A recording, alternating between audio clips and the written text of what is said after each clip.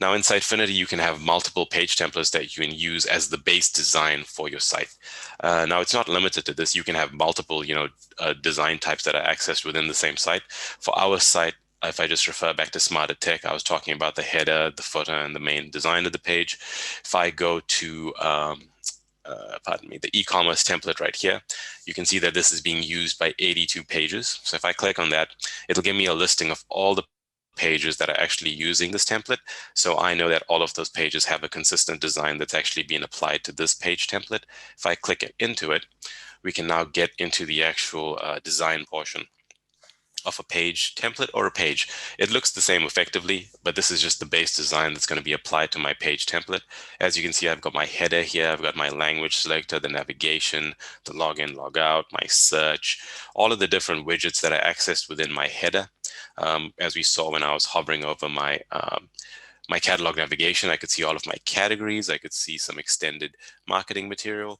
Well, this is the widget that's actually showing that content. Okay, that content is coming in from one of the other content sections within the site, but this is the widget that you actually drag and drop onto the page. Click on edit to configure any of the properties to make that behave the way you want for your customer when they're interacting with the site. Okay, so this is just an example of the catalog navigation, all the different properties that you have available within here. It's very easy to set up, very easy to work with. Now, as a web designer, this design file effectively will be sitting on your server, and you'll have access to all of the HTML for it, all of the different CSS files that are being used to actually render this design. Once that's done, once this has been created, you're going to make that available to your website or to your customers using the website, so they can start using this to start building the pages that your end customers are actually going to be interacting with. So we've gone over the page template. You can see the base design, the colors, all of that information coming through that's attached to that template file. Now we've used that template to create all of the pages within here, or at least most of them. I'm just going to step into the home page right now, and you see that the design view for the home page that we're on is very similar. What's the main difference within here is I can see all of the elements that are on the actual page template, but I can't access those because that's defined on the page template. It's shared amongst all of the pages that I'm using to give it that consistent feel. But as I go through, you can see the different types of content that I have on the page that makes up the home page. Now, what I want to talk about in terms of a use case for this really is once you've created your page templates, you can hand this over to the business and they can actually start creating content page or specific pages with commerce functionality on it. And how they do so is, if you look on the right hand side of the page here, I have all of these options in my header. I can publish the page, I can save it as a draft. If I need to, I can go to my titles and properties for my page. I can edit all of this information. So whether I'm creating a page or editing it, it's effectively the same view. In this case, it tells me I'm working with the English version. I can control the titles for my page, whether I want to show this in my navigation bar, which is the navigation on the header. I can decide to do that within here. In Sitefinity, I can create group pages or redirect to other pages. This page is actually my home page, so I'm not doing that. I can have multiple URLs within here, and Sitefinity follows all of the rules. So you're not being pinged for having multiple URLs. It only uses one for search engine optimization and for web crawlers. I have my search engine optimization over here, the information for my titles and descriptions that's going to be passed through. And as I go through my advanced options for my page, I can set that at the page level or at the site level and have all my pages inherit that. I've got my caching options. I've got the HTML that's going to go in the head tags, and so on from within here. It's not limited to this information. You can add in custom fields if you need to, but this is just the information we're using in our implementation right now. So that's my titles and my properties. Again, as you can see, if I've got workflows enabled, I can send this pages for approval. I can schedule and unschedule based on specific dates. I can publish and unpublish based on specific dates. So I can schedule that down to the minute. So if I have, a page that needs to go live for a certain marketing event that needs to start on a specific date, I can schedule that within there very easily. Again, Sitefinity has their own translation services, so I can send pages for translations automatically. I can set permissions at my page levels.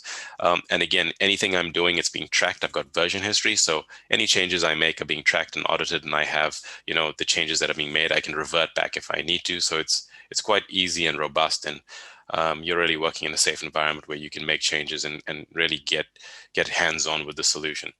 Now, as a business user or marketing user who has no design experience working with HTML or anything like that, it's very simple. I can click on layout. I have various grid formats that actually, as Diego said, work with the MVC build. So when I drop these containers on the page, they already are built for being responsive. They'll adjust based on the device that I'm using. Now, these are just placeholders that I'll be using on the page. Simple drag and drop capabilities. When I drag and drop that, it gives me columns within the system. If I go back to my content, I can now start using the widgets to drag and drop on the page to enable that functionality. Now, within the content section, we went over various types. We had blogs, we had events, we had our images. If I needed to place any of those images on here directly, I could do that. I could put image galleries on here. These are all predefined widgets or pieces of code that enable you to work with all your content types. And these are the standard content types that we have available. So if I grab and drag and drop a content block within here and I click on create content, this is going to show you get a full editor on the top. So now I can start creating my content. If I just add in a field, I can start adding H tags to it from within here using this simple WYSIWYG editor. I have access to all of the formatting capabilities. I can hyperlink information, but within the solution, I don't necessarily need to hyperlink or link to just pages. I can access all of my content types within here to start building up my content and linking to existing content within the solution. So as you can see, I can access all the various content types available. Also, if I want to add in videos, images from my libraries, all available from within here also. I can work in this mode, and if I wish to, I can change that and start working directly into the HTML for this, building that up as I need to also. In this case, I'm just going to close out of there. I've had content created that I've been sharing amongst the system. So just for time purposes, I'm going to select a predefined piece of content that I've created. I've created a banner ad, just some information for the support that comes with Dell servers. I've got an image in here, and as you can see, I've added that in. It's telling me it's being shared. I can go to edit this information if I need to. And again, you can see how the content comes together.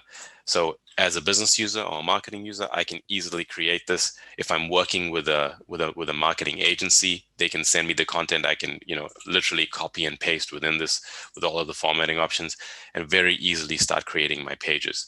Now, I'm just going to close the content section right here and show you all the other content, all the other widgets that you have available. So for your navigation, you've got all your menu options within here. You have access to all the various scripts and styles. You can embed code, from CSS to JavaScript to paste code for Google Analytics. Anything where you have an embed code, you can use these widgets, drag and drop them onto the page, and basically embed the code directly on the page or on the page template and have that accessed. Again, separate JavaScript and CSS widgets enable you to enable those pieces of code or unique pieces of code that you have anywhere on your page or on your page template. Now you have all of your you have your classification information in here as well, as I spoke about email campaigns. But very importantly, the module that we've built within Sitefinity that's integrated with JD Edwards is the SmarterCommerce solution, and we've spoken about this as Ecommerce or SmarterCommerce. All of the capabilities that you saw in Diego's presentation, whether he was showing you, how he was navigating through his account information, the announcements, the catalog information, these are all the widgets that effectively present the information that's integrated with JD Edwards to your customers. So the same way we use, the content widgets to show content, we're using these SmarterCommerce widgets to enable that commerce functionality. And that's what we mean when we say we bring together commerce and content. You have it all in the same place. So while you're working with content, I could very easily, get a catalog navigation widget, drag and drop it onto the page and start showing my catalog categories so my users can now access that information and start to navigate through the site and start purchasing from me.